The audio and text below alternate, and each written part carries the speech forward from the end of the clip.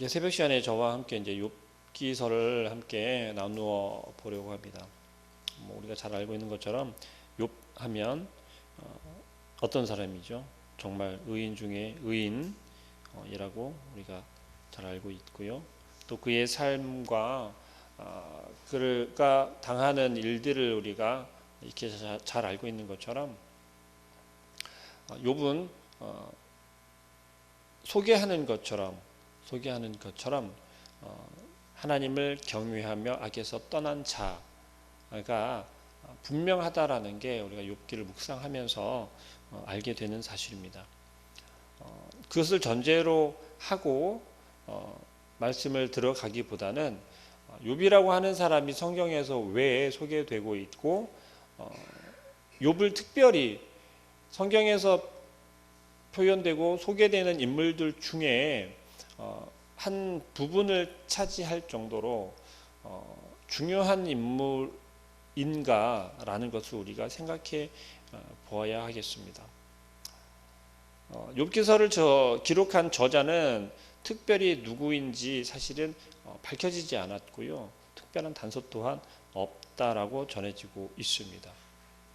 그러나 역사적으로 실존 인물이었다라고 하는 것을 감안할 때 욥이라고 하는 인물이 우리들에게 주는 교훈은 크다라고 우리가 생각할 수 있겠습니다.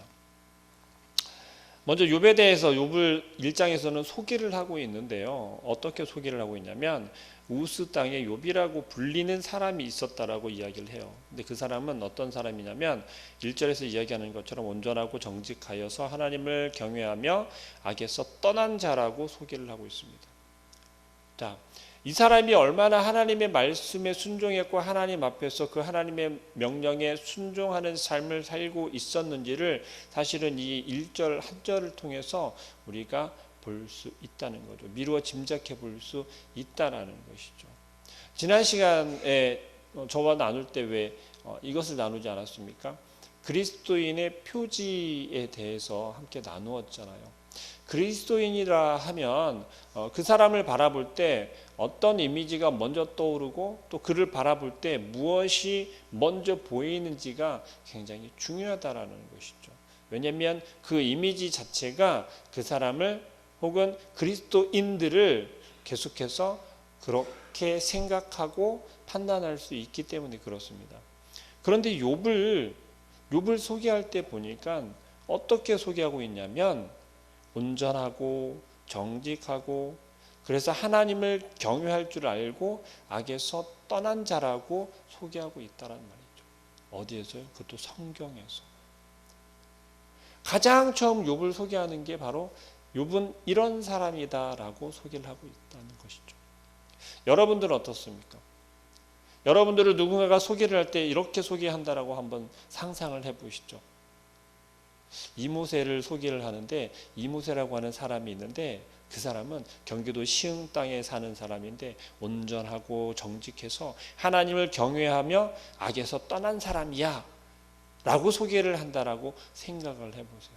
상상만 해도 정말 감격스럽지 않습니까? 무슨 얘기냐면 이 사람은 오직 하나님 앞에서 정직하고 하나님 앞에서 의롭고 하나님을 온전히 경외할 줄 아는 사람이다라고 칭찬하고 있는 거예요. 그리고 그를 소개하고 있고 그렇게 욥을 바라본다라는 것이에요. 그리고 그 뒤에서 이어지는 것은 욥의 이제 가족과 소유물에 대해서 설명을 하고 있어요.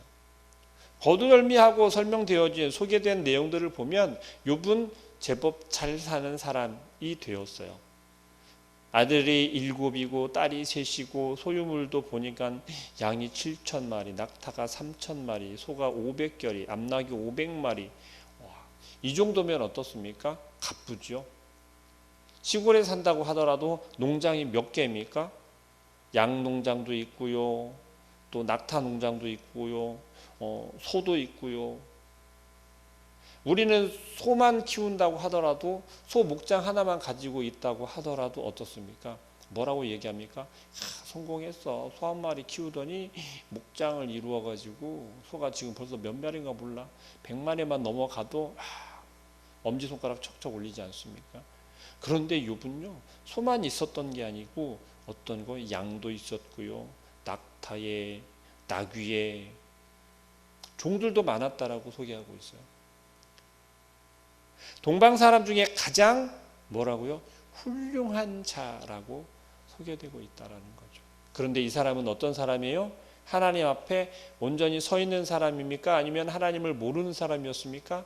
하나님 앞에 온전히 서 있는 사람. 지금 저와 여러분처럼 하나님 앞에서 하나님을 예배할 줄 알고 하나님을 두려워할 줄 알고 하나님의 이름을 부를 줄 아는 사람이었다라는 거예요. 그런데 특별히 소개하는 게 뭐예요? 그런 욥인데 재산도 부유했다라는 것입니다.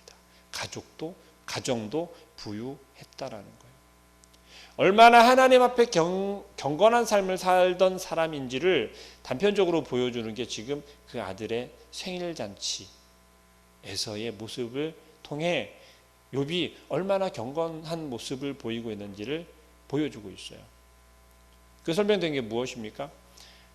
그의 아들들이 자기 생일에 각각 자기의 집에서 잔치를 베풀고 그의 누이들도 청하여서 불렀는데 차례대로 잔치를 끝내면서 욥이 그들을 불러다가 어떻게 했다고요? 5절 말씀에 그들이 차례대로 잔치를 끝내면 욥이 그들을 불러다가 성결하게 하되 아침에 일어나서 그들의 명수대로 뭘 드렸다고요? 번제를 드렸으니. 한 번 한 게 아니에요. 아들의 명수대로 번제를 드렸다라는 거예요. 번제는 이때 당시 드려졌던 번제는 뭐예요? 성결하게 하는 거였어요. 범죄한 것이 있으면 그것을 번제를 드려서 하나님께 회개하는 거였어요. 근데 욥은 아들의 명수대로 그것을 아침에 번제로 드렸다라고 하는 거예요. 이유를 이야기하고 있죠. 뭐라고요? 욥이 말하기를 혹시 내 아들들이 죄를 범하여 마음으로 하나님을 욕되게 하였을까 함이라. 그리고 욥은 항상 그러했다라는 거예요. 근데 우리가 여기서 눈여겨볼 게 뭐냐면요, 바로 이거예요. 내 아들들이 죄를 범하여 마음으로 하나님을 욕되게 하였을까. 욥은 지금 범죄하는 것, 이 죄에 대해서 어디까지 어떤 생각을 하고 있었냐면 우리가 생각하고 있는, 여러분들 죄하면 어떤 생각을 먼저 떠올리십니까? 범죄했다라고 하면 어떤 생각을 먼저 떠오르세요? 누구를 폭행하거나 깔로 찔러서, 아니면은 뭐 어떤 방법을 사용해서 살인을 저지르거나 강도짓을 하거나 도둑질을 하거나 등등, 그러한 것이 범죄라고 생각하지 않습니까? 그런데 욥은요 거기에서 그치는 게 아니었어요. 진정한 범죄가 무엇인지, 진정한 죄가 무엇인지를 분명히 알고 있었던 사람이에요. 뭐라고요? 죄를 범하여 아들들이 죄를 범할 수 있다라고 이야기를 하는 거예요. 그런데 그 죄가 뭐냐면 마음으로 하나님을 욕되게 하였을까 합니다. 마음으로 하나님을 욕되게 하였을까 합니다. 욥이 아들들이 범죄한 것이 어떤 것인지를 이야기하는 것이 뭐냐면 하나님께 대하여 범죄한 것을 이야기하는 거예요. 세상에서 범죄하는 것이, 세상 사람들 가운데 세상법에서 범죄라고 죄라고 이야기하는 것, 그것을 염려하는 것이 아니라 하나님 앞에서 하나님을 욕되게 했을까 봐. 행동으로만 보인 것이 아니라 마음 가운데서도 그 하나님을 욕되게 했을까 봐 그것을 하나님 앞에 회개하는 거였어요. 그 정도로 욥은 하나님께 어떤 사람이었다? 정직한 사람이었다라는 거예요. 하나님 보시기에 이 사람은 기뻤을까요? 그렇지 않았을까요? 누가 뭐래도 기뻤겠죠. 하나님의 자랑할 만한 사람 아닙니까? 여기에 모인 우리 여러분들 중에서 이러한 사람이 만약에 있다라면 우리 다 그렇게 노력하잖아요. 그런데 정말 하나님 보시기에 그러면 얼마나 기뻐할 만한 사람이겠냐라는 거예요. 욥은 그러한 삶을 살고 있었다는 것입니다. 자, 이제 조금 기대가 되지 않습니까? 욥이 왜 성경에서 이 한 부분을 차지하면서까지 우리에게 소개되고 있고 전해지게 되었는지, 욥이라는 인물이 도대체 얼마나 얼마나 하나님 보시기에 기뻐하는 자였는지를 우리는 상상해 볼 수 있다라는 거예요. 그리고 굳이 소개하는 이유 또한 알 수 있다라는 것입니다. 근데 우리가 잘 알고 있는 것처럼 이제 욥에게 어떤 문제가 발생하게 되지요. 그 이유가 조금 아이러니해요. 왜 아이러니하냐면 하나님께서 욥에 대해서 사탄에게 조금은 자랑을 하고 있다는 이야기죠. 뭐라고 해야 합니까? 여호와께서 사탄에게 이르시되 내가 내 종 욥을 주하여 보았느냐라는 거예요. 이 질문이 어디서 나온 겁니까? 사탄이 세상을 두루 돌아다니다가 하나님께 지금 다가온 거였어요. 이미 사탄은 다 보고 왔다는 이야기죠. 그때 하나님께서 물어보시는 거예요. 뭐라고요? 사탄에게 자신 있게 이야기를 하시는 거죠. 너 세상 다 보고 왔으면 욥이라는 사람도 보았겠네? 욥 보았어? 라고 물어보는 거예요. 자, 사탄은 사실 하나님께 이것을 은근히 기대하고 다가갔을까요? 아니면 정말 그저 아무 생각 없이 하나님 곁에 다가갔을까요? 분명히 성경에서 지금 본문에서 이야기하는 바는 하나님의 아들들이 와서 여호와 앞에 섰는데 사탄도 그들 가운데 왔다라고 이야기를 하고 있어요. 여러분, 우리에게 왜 고난과 역경이 고민거리들이 생길까요? 우리가 하나님을 잘 섬기고 있고 하나님 앞에 바로 서 있다라고 할 때 그때 아닌가요? 자, 여러분들에게 조금 조심스럽게 질문 드리고 싶은 건 이겁니다. 여러분들에게 문제가 없습니까? 고민거리들이 없습니까? 그렇다면 스스로를 한번 점검해 보시기 바랍니다. 나에게 아무런 문제가 없다면, 나에게 아무런 고민거리가, 걱정거리가 없다면 이 세상에서 정말 아마 잘 살고 있는 것일 거예요. 왜냐하면 문제가 없으니까요. 고민할 게 없으니까요. 그럼 누구보다도 정말 평안하고 행복하게 잘 사는 거 아닙니까? 그런데 고민해 보시라는 거예요. 무엇을요? 하나님 앞에서 정말 내가 잘 살아가고 있는지, 하나님을 내가 얼마나 더 소중하게 여기고 하나님이 가장 우선이 되는 그러한 삶을 살고 있는지 고민해 보시길 바랍니다. 사탄은요, 철저하게 하나님 중심으로 살고 있는 사람들을 그냥 내버려 두지 않는다라는 거예요. 사탄이 지금 여호와 하나님을 찾아간 것은요, 철저하게 계획한 바대로 찾아갔어요. 왜요? 우스 땅의 욥이라고 불리는 사람은 이미 뭐라고요? 동방에서 가장 훌륭한 자라고 소문이 나 있었다라는 거죠. 알만한 사람은 다 알고 있었다라는 거예요. 자, 그 정도의 사람을 사탄이 몰랐을까요? 그렇지 않다라는 거죠. 사탄이 여호와께 대답해서 이릅니다. 욥이 어찌 까닭없이 하나님을 경유하리이까? 자, 이 질문에 사탄은 욥에 대해서 모든 걸 다 알고 있다라는 게 드러나는 거예요. 자, 욥이 어떤 사람이었어요? 자녀들이 많았습니까? 적었습니까? 아들이 7에 딸이 3이었어요. 10명이라는 거예요, 자녀만. 가지고 있는 소유물이 적었습니까? 많았습니까? 자, 요즘 말로 장난 아니었어요. 왜요? 양이 7,000마리예요.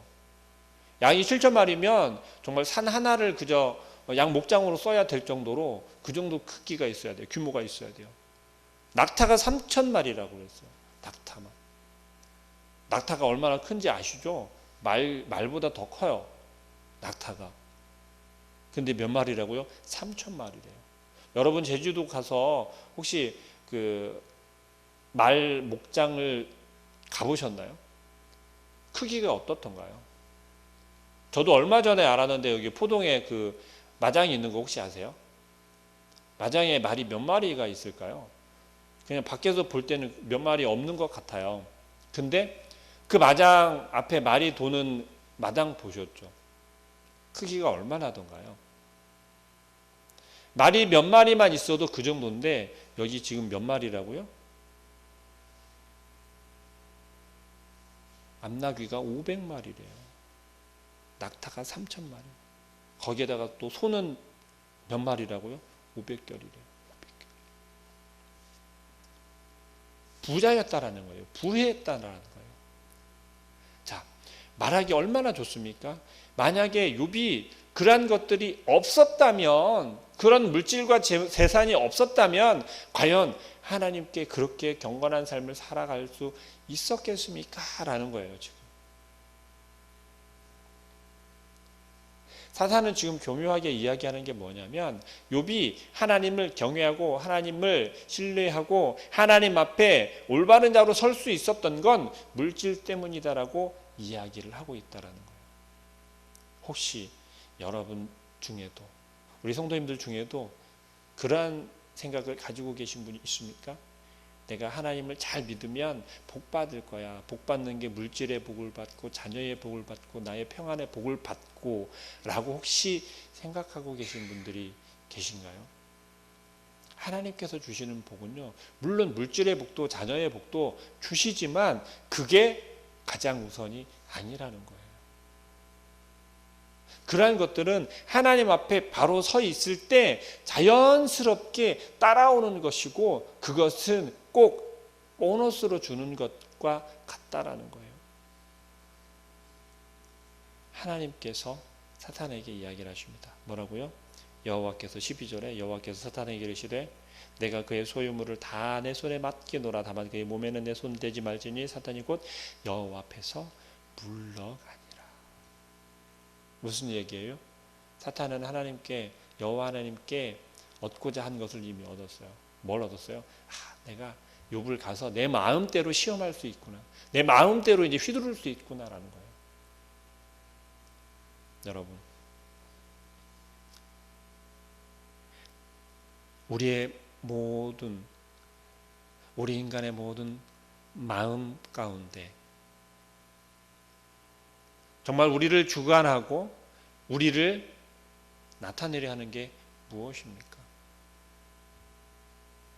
온전히 여호와 하나님만을 경외하고 여호와 하나님만을 찬양하며 예배한다라고 말하지만 우리의 마음 가운데 혹시 이런 사탄이 유혹하고 사탄이 주는 마음이 혹시 있지는 않는지 점검해야 할 때인 줄로 믿습니다.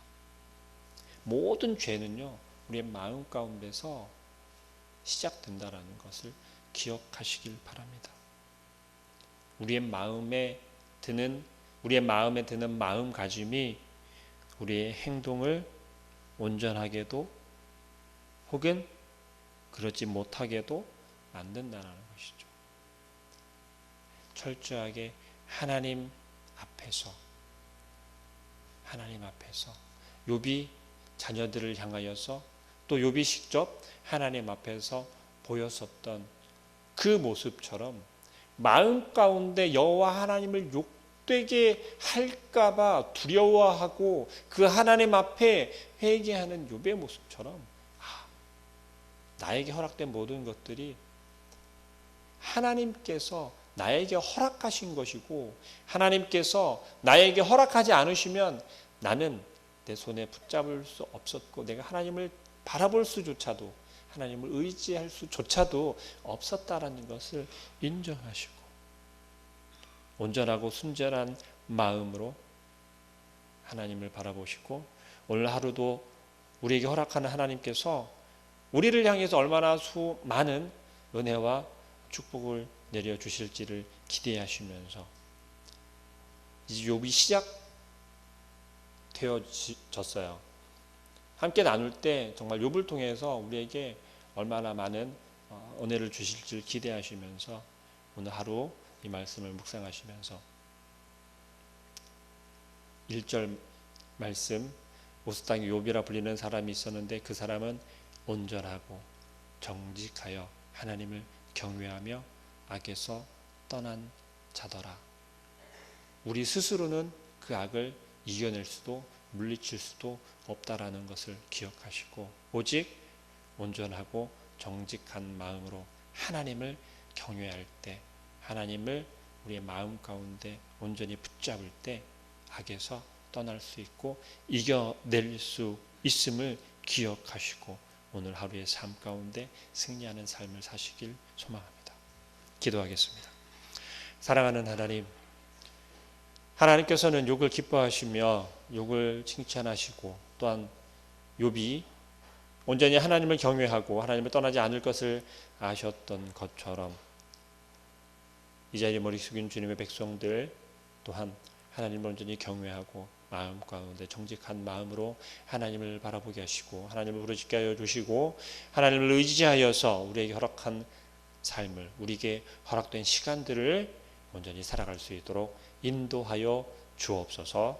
예수 그리스도의 이름으로 기도합니다.